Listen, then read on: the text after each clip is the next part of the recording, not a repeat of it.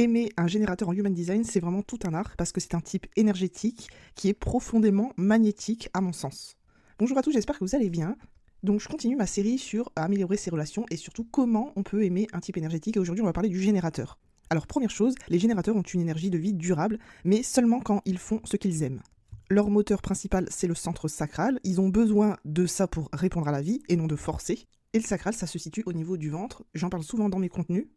Et mon premier conseil ici pour aimer un générateur, ce serait de le laisser répondre. Au lieu de lui demander « que veux-tu faire ?», ce serait de lui proposer des choix simples, des choix binaires, des choix qui répondent par oui ou par non, comme par exemple « est-ce que tu veux sortir ou est-ce que tu veux rester tranquille ce soir ?» Et ce type de question va l'aider à écouter son centre sacral et à sentir ce qui l'allume.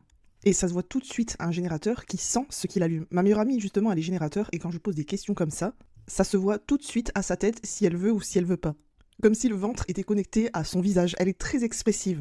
Et du coup, pour moi, n'importe qui est capable de détecter quand un générateur rayonne ou pas. Ce qui m'amène au conseil suivant, c'est d'encourager son plaisir. Un générateur qui rayonne, c'est parce qu'il fait ce qui lui donne de la joie. Donc pour moi, que ce soit amicalement ou en amour, encourage ses passions, même si elles semblent répétitives, parce qu'un générateur peut passer des heures sur quelque chose qu'il aime et c'est sain pour lui. Et tu verras qu'il va se sentir satisfait et justement, sa satisfaction, c'est son objectif principal. Donc quand il est heureux ou heureuse, tu partages sa joie avec cette personne. Mais ne lui demande pas d'initier constamment, j'ai envie de dire constamment, parce qu'il faut aussi t'apprécier sa façon d'attirer les choses au lieu de les forcer. Surtout si tu es manifesteur. Un point aussi important pour moi, ce serait d'accepter son énergie, parce que quand il est excité par quelque chose, il va avoir cette énergie qui est débordante. Et à l'inverse, quand il n'a pas d'élan, il peut être frustré ou éteint, donc ne prends pas ça personnellement, ne prends pas ça contre toi, c'est juste un signal qu'il n'est pas aligné. Et d'ailleurs, pourquoi le générateur se frustre ? Parce qu'il dit oui alors qu'il ressent au fond de lui un non. D'ailleurs, c'est ce que j'ai remarqué dans ma générateur préférée. En plus, elle a l'ego non défini. Et il arrive que des fois, elle a tendance à se forcer à faire des choses. Et il y a eu un moment où elle a fait une espèce de burn-out. Elle a eu un épuisement physique et mental. Ce qui l'a amené à une petite hospitalisation. Donc pour moi, ici, c'était vraiment une alerte de son corps, une alerte sur sa frustration et son alignement. Et pour moi, si vous aimez vraiment un générateur, vous devez l'encourager dans ses célébrations. Et ne surtout pas le forcer à faire des choses qu'il n'a pas envie de faire. Et ce que tu peux faire, c'est l'aider à dire et à comprendre le non. Parce que pour un générateur, dire non, c'est un acte d'amour pour lui-même et pour les autres. Parce que si son énergie dit oui à contre-cœur, son énergie deviendra lourde et tout le monde va le ressentir. D'ailleurs, en parlant d'épuisement, ne le force pas à initier parce que vouloir qu'un générateur prenne les devants tout le temps en permanence, ça peut littéralement l'épuiser. Et c'est pas parce qu'il a le sacral défini qu'il est inépuisable. Encore pire, j'ai envie de dire, parce que les non-sacros, pour moi, ils savent se gérer mieux parce qu'ils savent le niveau de fatigue, à quel moment de la journée ils ont atteint un niveau de fatigue. Mais le générateur, lui, pour moi, il va pas le sentir. Il va s'en rendre compte, justement, au moment où il est vraiment épuisé et il est en état d'aller à l'hôpital. D'ailleurs, je reprends l'exemple avec ma meilleure amie qui est générateur. Un matin, elle n'a pas su se lever pour aller au travail.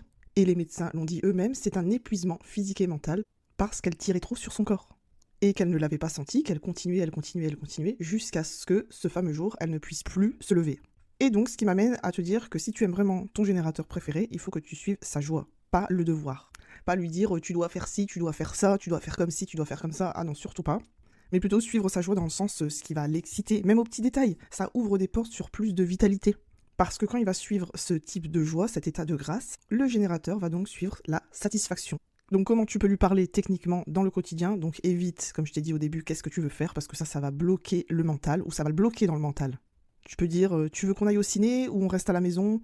Ou encore, t'as envie de manger italien, ou asiatique ? Ou encore, ça te ferait plaisir si on fait ça ensemble ? Donne-lui vraiment des choix simples, tu verras que son sacral va répondre naturellement. Ça va se voir tout de suite sur son visage. Dans la vie quotidienne, ce que tu peux faire, c'est observer les signes de son sacral. Est-ce qu'il y aura un enthousiasme spontané ? Est-ce que les yeux vont briller ? Là, c'est un oui. Mais si tu vois un soupir ou un manque d'énergie, alors là c'est un non, et peut-être qu'il n'osera pas te le dire. Ce que tu peux faire aussi, c'est respecter ses temps off. Quand il n'a pas d'élan, donc inutile de le pousser, parce qu'il va recharger son moteur, ça va être sa manière de se recharger. J'ai ma petite sœur aussi qui est générateur, et souvent elle a un peu un coup de mou vers l'après-midi, elle dit qu'elle a besoin de faire une sieste. Donc c'est le moment où elle va aller se recharger. En plus, elle a une ligne 2, elle veut vraiment pas être dérangée, elle veut être tranquille, seule, se recharger et être coupée du monde. Alors j'ai aussi des astuces anti-frustration parce que je l'ai beaucoup expérimenté avec mes proches générateurs. Et si tu vois que ton ami ou ton amour commence à râler ou à s'éteindre, propose-lui un choix concret.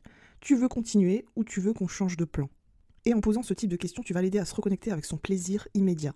Et ce qui est incroyable avec les générateurs, même une toute petite chose peut rallumer son énergie.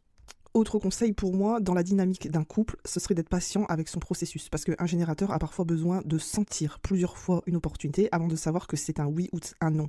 Donc pour moi, ne le presse pas. Même s'il n'est pas autorité émotionnelle, des fois ça peut arriver qu'on prenne un peu plus de temps pour décider si c'est un oui ou un non. Et bien sûr, au niveau communication, n'attends pas qu'il lise dans tes pensées. Propose clairement et laisse-le répondre. Alors maintenant, je vais m'adresser au couple et parler de l'intimité, même de la sexualité, parce que le sacral, c'est un moteur sexuel, et il a besoin d'être stimulé par le jeu, la nouveauté, mais surtout par des réponses. Donc n'hésitez pas à poser des questions sensuelles et directes, et dire « tu veux que je fasse ça ou ça ?» Bien sûr, votre sexualité, elle est propre à vous, et bien sûr, ça reste entre vous. Et même si vous êtes en couple, vous pouvez continuer à demander le consentement, dire « tu préfères qu'on reste tranquille ce soir » ou « on va s'amuser un petit peu ». Encore une fois, avec vos mots. Et donc, ce que je t'invite à faire, laisse-le ou laisse-la réagir avec son corps plutôt que de devoir l'inventer tout seul. Il y a aussi un truc que j'ai remarqué dans le niveau émotionnel, c'est quand un générateur est frustré, évite de le réparer tout de suite, évite d'essayer de le sauver. Demande plutôt, est-ce que tu veux en parler ou tu veux juste que je sois là ? Et bien sûr, rappelle-lui qu'il n'a pas besoin de dire oui pour être aimé. Et pour moi, c'est tellement important de communiquer sur tous ces aspects-là, en fait de communiquer tout court. Et l'écoute active est aussi très importante au sein d'un couple. D'ailleurs, c'est ce qui fait que la plupart des gens qui se séparent et le sujet principal de séparation, c'est qu'il n'y a plus de communication, il n'y a plus d'écoute. Bon, là, je fais une petite parenthèse, je dévie un peu du sujet. Et justement, lorsque vous écoutez quelqu'un parler, que ce soit votre partenaire, votre femme, votre homme ou votre ami, peu importe la relation que vous entretenez, ne prenez pas personnellement ce que l'autre dit. Et c'est comme ça que vous allez créer un cercle vicieux. Parce que pour moi, derrière chaque phrase qui est dit un peu subtilement ou qui peut être prise comme une pique, ça cache simplement une espèce de mal-être. Bon, je vais donner un exemple parce que ce sera plus concret. L'autre jour, il y a quelqu'un qui m'a dit « Ah, mais t'as de la chance, tu vas toujours au resto. » Et du coup, je lui ai proposé, je lui ai dit « Bah, si tu veux, tu peux venir avec nous. » Et là, elle m'a répondu « Mais non, je n'ai pas d'argent. » À ce moment-là, je n'ai pas essayé de la sauver, ni de la réparer, ni encore de l'enfoncer. J'ai simplement répondu « Ok. » Là, c'est un exemple tout simple. Et pour moi, énergétiquement, ça sent dans la communication.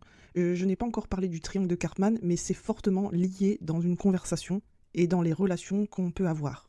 Alors bien évidemment, personne n'est parfait, on a tous nos faiblesses, et pour continuer à avoir de bonnes relations, pour moi c'est essentiel de connaître le triangle de Karpman, et essentiel surtout de ne pas y entrer. Et n'hésitez pas à me dire en commentaire si ça vous intéresse que je fasse un épisode sur le triangle de Karpman, comment je le vois, comment je fais aussi pour pas y entrer, et comment plutôt je le contourne dans mes relations. D'ailleurs, c'est fortement relié. Si vous voulez, vous pouvez précommander le e-book Améliorer tes relations grâce au Human Design que vous retrouverez dans ma bio. Il sort officiellement le 18 septembre et actuellement, il est en promotion si vous le précommandez dès aujourd'hui. Donc, je reviens sur mon sujet initial. Dans la vie, concrètement, comment ça se passe pour aimer ton générateur préféré ? Eh bien, tu peux donner de la matière à répondre. Montre-lui des idées, des options, des opportunités et tu verras que son sacral va choisir. Ensuite, tu peux faire confiance à son endurance, parce que quand il est lancé dans ce qu'il aime, il a une énergie presque illimitée, je me dis bien presque entre guillemets, et encourage-le à continuer sans essayer de le freiner. Ce que tu peux faire aussi, c'est avoir cette attitude qui nourrit la relation, c'est avoir de la curiosité et lui demander « est-ce que ça t'excite ?» Je ne parle pas que d'un point de vue sexuel, bien sûr. N'hésitez pas aussi à transformer les décisions en petits jeux de réponse. Ça peut être intéressant aussi pour un générateur. Et enfin, pour moi, selon votre type énergétique, notamment si vous êtes projecteur, il faut prendre en compte votre type énergétique et votre stratégie. Si t'es projecteur, respecte ta stratégie d'être reconnu et attends l'invitation. C'est-à-dire, ne donne pas un conseil si tu le sens pas, parce que ça pourrait être perçu comme une critique.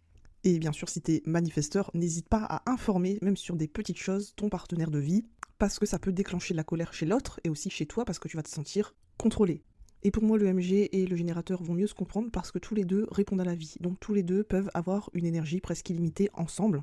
Sauf que le MG est multipassionné et va faire plein de choses en même temps, ce qui peut peut-être perturber le générateur. Et la dynamique du réflecteur et du générateur, pour moi, je dirais c'est autre chose parce que le réflecteur va refléter le générateur. Ça, j'en reparlerai dans le podcast sur la manière d'aimer un réflecteur. Mais j'aimerais que vous sachiez qu'il n'existe pas d'incompatibilité entre les types énergétiques. Pour moi, il y a une histoire de communication avant tout. Et que le type énergétique, c'est une toute petite partie du bodygraph, et qu'il y a d'autres choses dans la carte qu'on peut aller voir et qui est complémentaire. Et pour moi, ce qui est essentiel, c'est aussi de connaître le bodygraph de l'autre dans son ensemble, pour pouvoir le comprendre et mieux communiquer avec. Et pour terminer ce podcast, je dirais que l'amour avec un générateur, c'est danser avec son énergie, lui offrir des choses auxquelles il peut répondre, respecter ses noms et célébrer sa joie. Et si tu veux aller plus loin, n'hésite pas à réserver soit une lecture enchantée ou une lecture Human Design avec moi. Sur ce, je te dis à bientôt.